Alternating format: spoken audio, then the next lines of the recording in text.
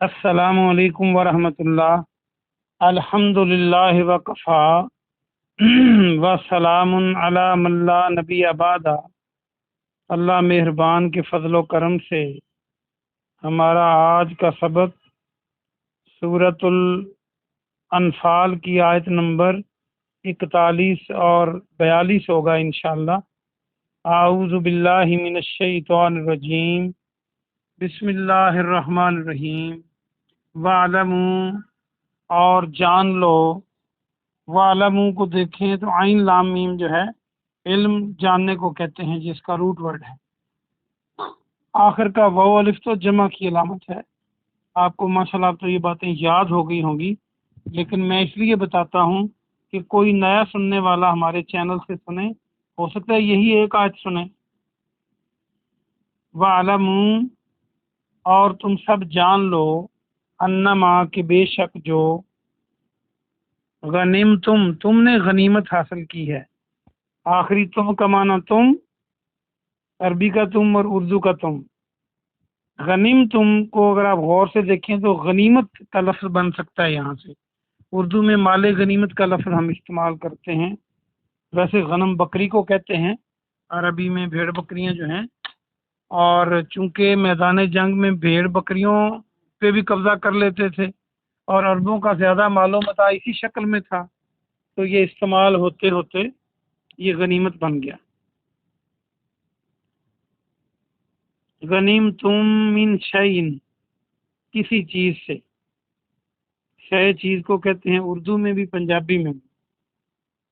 فَأَنَّا، تو بے شک، للہ اللہ کے لیے ہے، خمسہ، اس کا پانچواں حصہ۔ خمس پانچویں کو کہتے ہیں۔ حواس خمسہ ہم اردو میں اور خاص طور پہ سائنس میں یہ لفظ استعمال کرتے ہیں، جب اردو پڑھاتے ہیں تو 5 کو کہتے ہیں، اور مخمس ریاضی میں وہ شکل ہوتی ہے جس کے 5 کونے ہوتے ہیں۔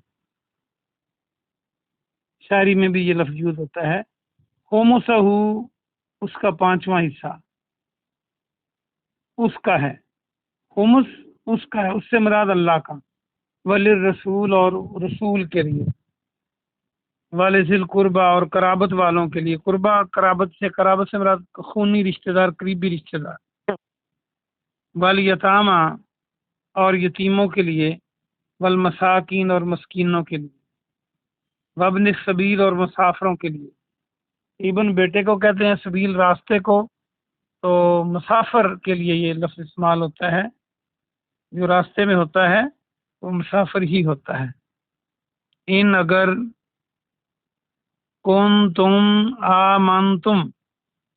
تم ہو، آمن تم ایمان لائے۔ آمن کو دیکھیں تو ایمان یہاں سے بن سکتا ہے، باللہ اللہ پر، وما، اور جو، انزلنا ہم نے اتارا، ہم نے نازل کیا، علی عبدنا اپنے بندے پر۔ بندہ کون؟ محمد رسول اللہ صلی اللہ علیہ وآلہ وسلم، جو تمام مخلوقات میں سے اعلیٰ و افضل ہیں۔ آپ کی طرف اشارہ ہے، کیونکہ قرآن آپ پر ہی نازل ہوتا تھا نا۔ یوم الفرقان، فیصلے کے دن۔ فرقان فیصلے کے دن کو کہتے ہیں، ویسے یہ یوم بدر کو کہا جاتا ہے، کیونکہ اللہ نے حق اور باطل کا فیصلہ کر دیا تھا بدر کے میدان میں۔ فرقان، فیصلے کا دن، یوم دن۔ یوم التقا، یوم دن، التقا ملاقات کی، ملی، الجمعان دو جماعتیں۔ جماعت بنانا ہو تو جیم میم عین اور الف تو یہاں پہ ہے، کھڑا زبر ہے، اور تیل لگا دیں تو جماعت بن جائے گا۔ دو جماعتیں، یہ تثنیہ ہے۔ واللہ، اور اللہ سبحانہ و تعالی، علی کل شیء، اللہ پر، کل ہر ایک شے چیز، قدیر قدرت رکھنے والا ہے۔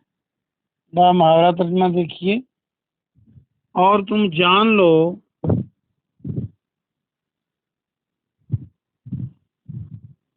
کہ تم نے جو بے شک غنیمت حاصل کی ہے کسی چیز سے، وہ بے شک اس کا پانچواں حصہ اللہ کے لیے ہے، اور اس کے رسول کے لیے اور قرابت داروں کے لیے، یتیموں اور مسکینوں کے لیے اور مسافروں کے لیے، اگر تم اس پر ایمان لائے ہو اللہ پر، اور جو کچھ اپنے بندے پر اللہ نے فیصلے کے دن اتارا اس پر ایمان لائے ہو، جس دن دو جماعتیں باہم ملیں جن کا ٹکراؤ ہوا، اور اللہ ہر چیز پر قادر ہے۔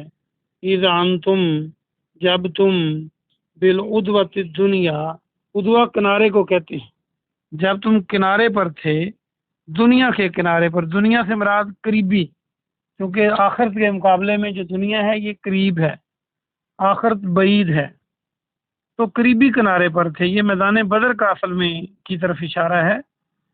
تو قریبی کنارہ مسلمانوں کے لیے کون سا تھا؟ جو مدینے کی طرف تھا میدان بدر میں۔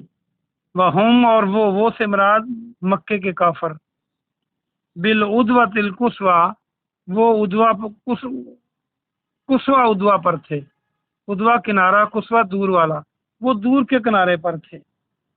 یہ دور کا کنارہ قصویٰ جو ہے، کاف صاد یا اس کا روٹ ورڈ ہے، تو آپ نے مسجد اقصیٰ کا نام سنا ہے۔ اقصیٰ کو اقصیٰ اس لیے کہتے تھے مکے والے کہ وہ دور کی مسجد تھی، اس کا معنی دور کا۔ والرقب، اور قافلہ، راقب آپ کو پتہ ہے کہ سوار کو کہتے ہیں،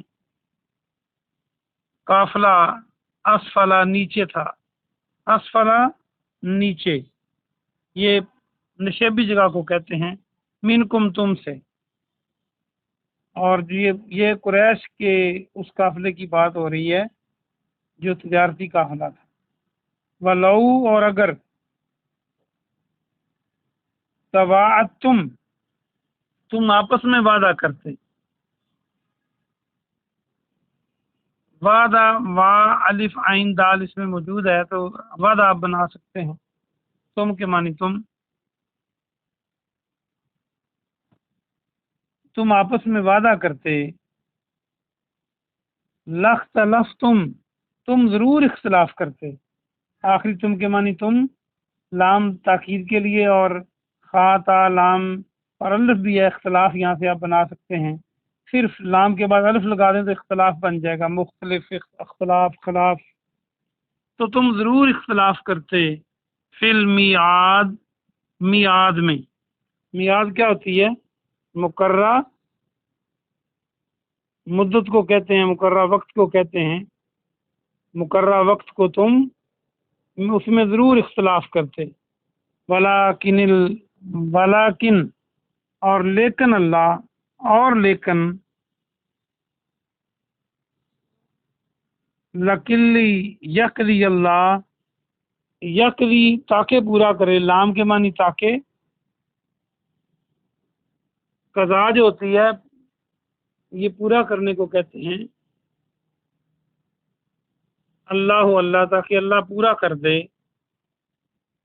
امرن کام، امر، کانا مفعولا کیا جانے والا، مفعول یہلکا تاکہ وہ ہلاک کر دے، یہلکا کو دیکھیں، ہا لام کاف، اس میں ہلاک کرنا، لام تو تاکہ کے لیے ہے، من ہلاکا جو ہلاک ہو، ام بینا واضح دلیل سے، ان سے بین واضح کو کہتے ہیں، ہم اردو میں بھی بین کا لفظ استعمال کرتے ہیں، بینتم و یحییٰ، اور جو زندہ رہے، من حیا جو زندہ رہے، ام بینا واضح دلیل پر، وَإِنَّ اللَّهَ، اور بے شک اللہ، لَسَمِيعٌ عَلِيمٌ خوب سننے والا، خوب جاننے والا ہے۔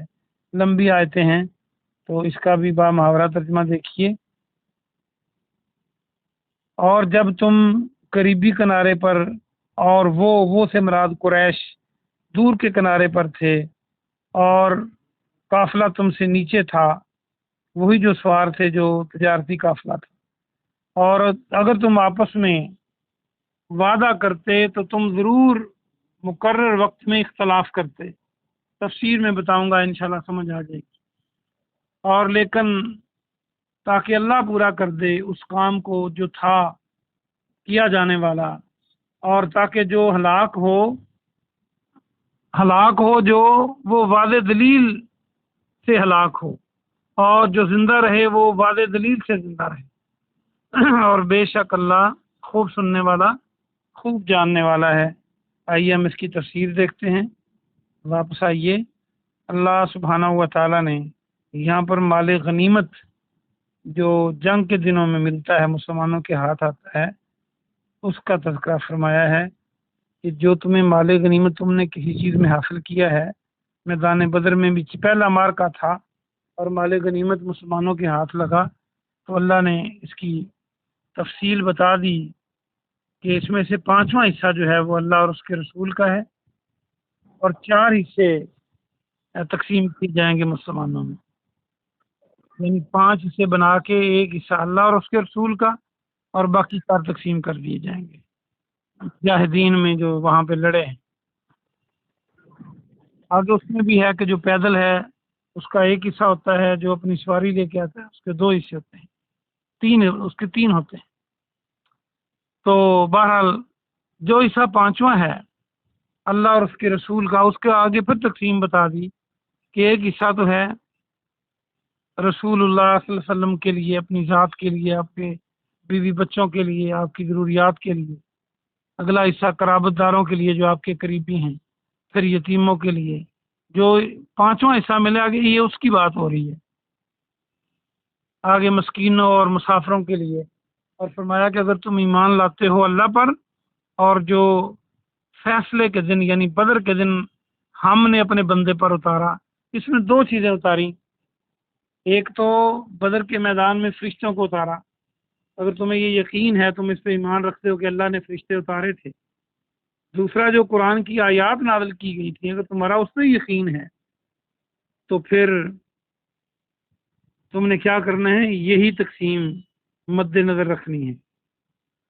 اور یہ کون سا دن ہے؟ فیصلے کا دن، جب حق اور باطل کی 2 جماعتیں آپس میں ٹکرائیں، ایک مسلمانوں کی جماعت اور دوسری کافروں کی جماعت، اور اللہ نے اس دن اپنے فضل سے فیصلہ کر دیا کہ حق پر کون ہے اور باطل پر کون ہے، اور اللہ ہر چیز پر خوب قدرت رکھنے والا ہے۔ یہ اس کا یہاں نازل کرنے سے یہ محسوس ہوتا ہے کہ چونکہ مسلمانوں کی جماعت دنیا کے لحاظ سے کمزور تھی، تعداد میں بھی سامان میں بھی، اور اللہ نے غالب مسلمانوں کو کیا، تو پھر اللہ ہی قدرت رکھنے والا ہے، جو چاہے کرے۔ وہ چاہے تو ہاتھیوں کو چڑیوں سے مروا دے، وہ چاہے تو نمرود جیسے بندے کو مچھر سے مروا دے، چاہے تو میدان بدر میں بے سر و سامانی کی حالت میں رمضان کے مہینے میں تعداد میں کم صحابہ کرام رضوان اللہ علیہ مجمعین پیارے نبی صلی اللہ علیہ وسلم کی معیت میں ان کو اللہ 1000 مسلح قافلے پر، مسلح گروہ پر سبقت دے دے اور ان کی جڑ کاٹ کے رکھ دے۔ اللہ ہر چیز پہ قادر ہے۔ ہمیں بھی یہ سبق ملتا ہے کہ ہمیں اللہ پر نظر رکھنی چاہیے، وسائل پر نہیں رکھنی چاہیے۔ ہاں، وسائل کو اختیار کرنا یہ اللہ کا حکم ہے، پیارے نبی کی سنت ہے، یہ اختیار ضرور کرنے چاہیے، لیکن توکل اللہ پہ ہونا چاہیے۔ کوئی وسائل اختیار نہ کرے، مثلا دوائی نہ لے اور بیٹھا رہے، یا جنگ کی تیاری نہ کرے اور کہے یہ اللہ کر لے گا، یہ اسلام کا مزاج نہیں۔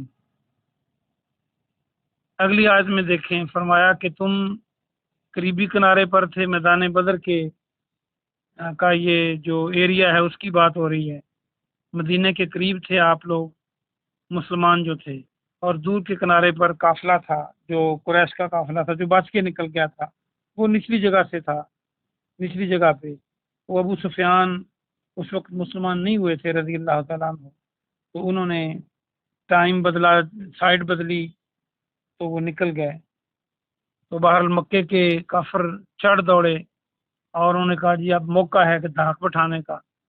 تو اللہ یہ فرما رہا ہے کہ اگر تم آپس میں وعدہ کر کے جنگ لڑتے مسلمان اور کافر، تو تم ضرور اس میں مقررہ وقت میں اختلاف کرتے، کیونکہ مسلمان جنگ کی پوزیشن میں نہیں تھے، کمزور تھے۔ تو اللہ کہتا ہے یہ ہم آپ کو آمنے سامنے لا رہے تھے، تو اسی لیے پھر ہم نے ٹکر کروا دی۔ تو اگر تم آپس میں للکار کر یا ٹائم مقرر کر کے لڑائی کرتے تو اختلاف کرتے، تم نے کہنا تھا بھی ہمارے حالات نہیں ہیں پھر لڑیں گے، یا اور بھی کئی 100 باتیں نکل آتی۔ اور کیا کیوں تھا اللہ نے؟ کہ اللہ اس کام کو پورا کر دے جو اللہ نے کرنا تھا، اور حق کو حق ثابت کر دے، باطل کو باطل ثابت کر دے۔ اور بدر کے بعد اگر کوئی مرے، کفر پر مرے، تو اسے پتہ ہو، واضح دلیل ہو کہ وہ کفر پہ مر رہا ہے، اور اگر کوئی زندہ رہے تو وہ واضح دلیل پہ زندہ رہے، وہ کفر پر ہو یا اسلام پر ہو۔ مسلمانوں کے ساتھ ہوگا تو اسلام پہ ہوگا، مسلمانوں کے اپوزٹ ہوگا تو باطل پہ ہوگا، اور وہ زندہ رہے تو اسے پتہ ہو کہ حق کون ہے، باطل کون ہے۔